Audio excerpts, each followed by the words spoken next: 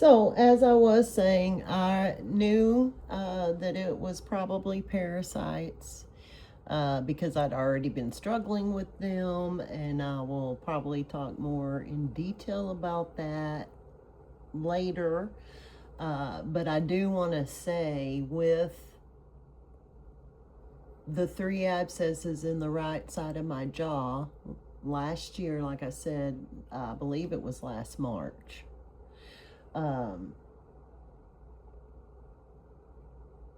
I was smoking cigarettes. I spent extra money and smoked what they say are organic cigarettes.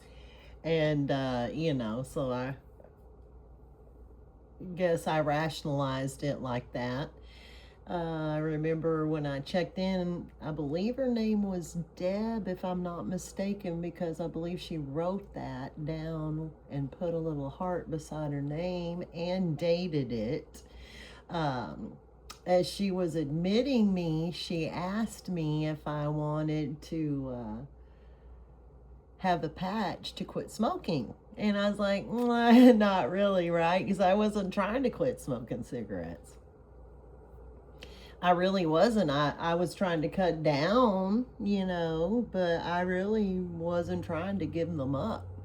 But she went ahead and smacked that thing on my arm anyways, and I looked ridiculous. I could not smoke a cigarette anyways. I mean, my lips, I thought it was pretty pathetic that I was still trying. But anyways, long story short, she put a heart and put her name, dated it, stuck that thing on my arm. I spent 3 days in the hospital, and I knew I would be a complete idiot if I went and smoked a cigarette. So I continued with the patches that they gave me when they sent me home, and I did not need to go by the next step or anything else. Thank you, Yahweh. He completely delivered me from smoking cigarettes, from nicotine. And I must confess that I did try to smoke a cigarette a couple of months ago when I came back home for the first time. And I got so sick. Sweat all over, threw up. It was so disgusting. It is toxic poison, and I won't do it again. Don't miss the stinky stuff, and I thank you, Yahweh, and I thank you, Deb, for putting that on my body, even when I really did not want to do that.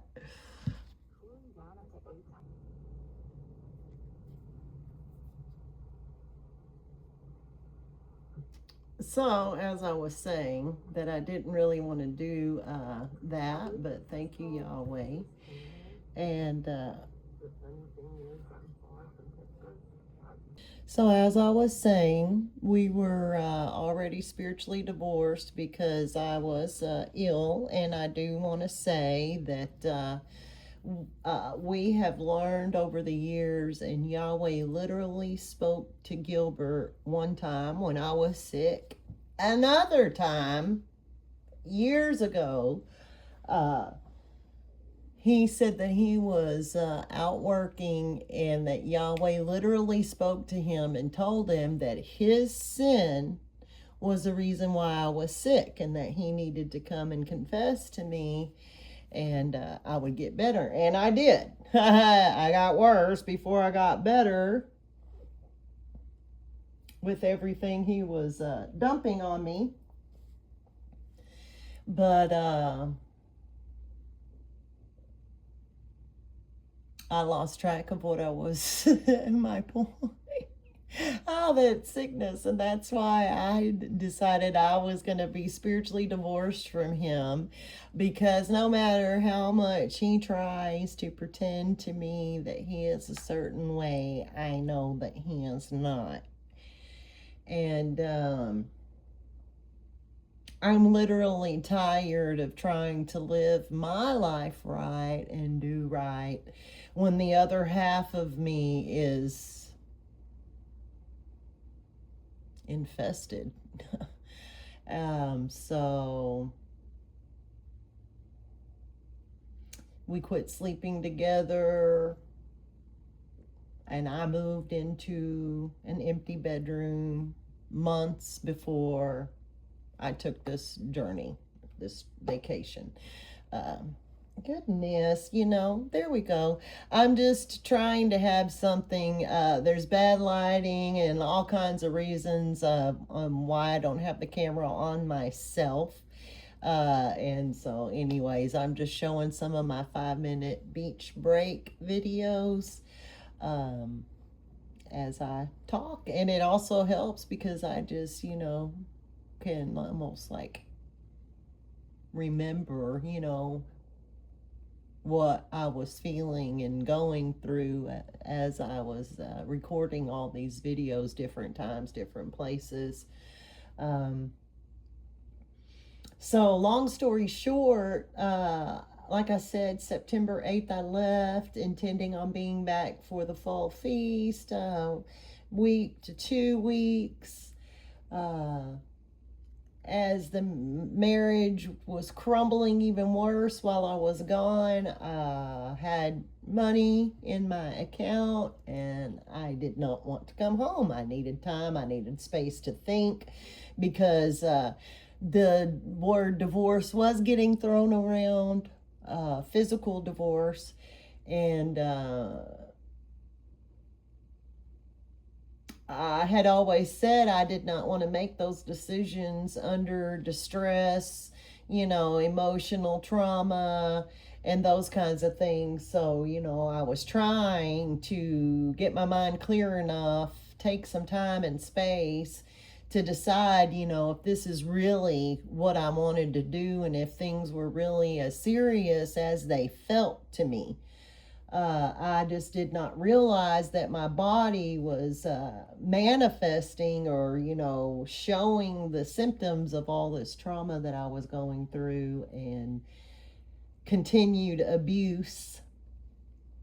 No matter how covert, no matter how nicely you are abused, with a smile on their face, they stab you in the back, it's still painful. It still hurts, so lot to digest, lot to process. I'm still doing it. I'm still going through it. The weirdest thing is that I have had to come back to Texas twice. Literally back and living in the same house with the man I'm trying to divorce, with the man I'm trying to untangle myself from. So that's kind of odd.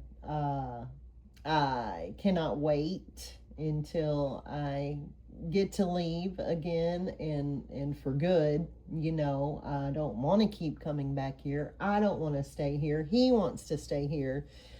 We need to figure this stuff out, and it's going to take some time. No matter how much I wish it could hurry up, it's going to take a minute, and I do want to thoroughly complete the process for myself, emotionally, spiritually, and physically,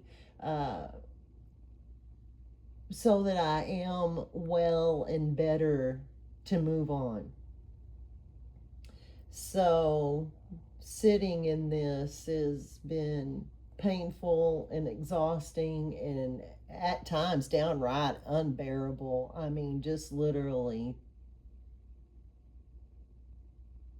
felt like I could not take it. And as I said, I was still ill, still healing, had some flare-ups while I was in California. Did not know if I was going to live or die, and did not care anymore. And I'll tell you something, there is a freedom. I say I had to let go of my children and my marriage. I had to let go of my desire, for life and to live as well in a healthy way. We cling to life. There are people right now committing very grave sins because they want to hold on to eternity, to youth. They don't want to die. What they're failing to realize is that if you make the wrong choices spiritually, you will die.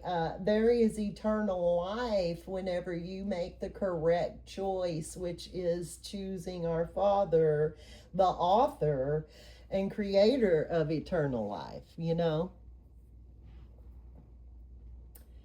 It's not in our own hands, in our own ability to do such a thing. And I always think of Tuck Everlasting. It's like, if you haven't seen that movie, watch it. I mean, you know, I think especially when we're like in the throes of love, we're like, you want to live forever and you want to feel that feeling forever, but like you can't.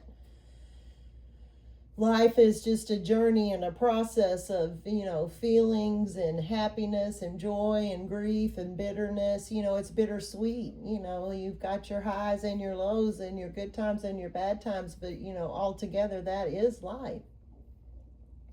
But anyways, you have to let go of it, and I did. I let go of the fear of it, perhaps, is what it really is. The fear of dying, the fear of death. Where, like, I was so sick that, like, death sounded like a better option where at least I could get some sleep.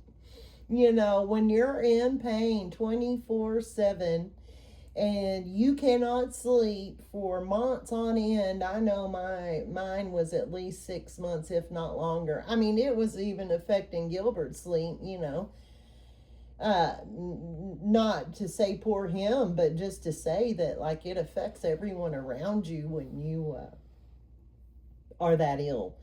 And I need to check the time. I'm gonna have to stop because I'm not sure I have full permission to do longer videos. I actually have a longer video about my trip to Lassen National Park and 2 Chronicles 7:14 that was supposed to upload a couple of weeks ago, and it never did. I think I have to go do some verification junk.